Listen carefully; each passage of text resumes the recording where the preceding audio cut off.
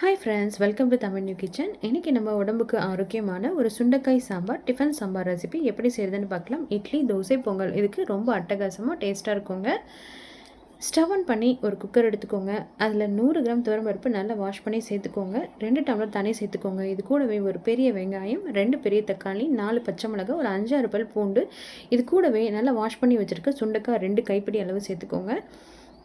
இது கூடவே ஒரு 1/4 ஸ்பூன் மஞ்சள் தூள், 1/4 ஸ்பூன் சீரகம், 1/4 ஸ்பூன் பெருங்காயத்தூள், இது மூணுத்தையும் சேர்த்துட்டு நல்லா மிக்ஸ் பண்ணிவிட்டு குக்கரை மூடி 5 விசில் விட்டு இறக்கிக்கோங்க.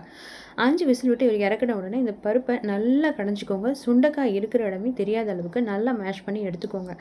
நம்ம இந்த தண்ணியை வேஸ்ட் பண்ண வேண்டாம். இதையும் கடைசியில் சேர்த்துக்கோங்க. இந்த சாம்பாருக்கு தேவையான அளவு உப்பு போட்டு கடைஞ்சிக்கோங்க.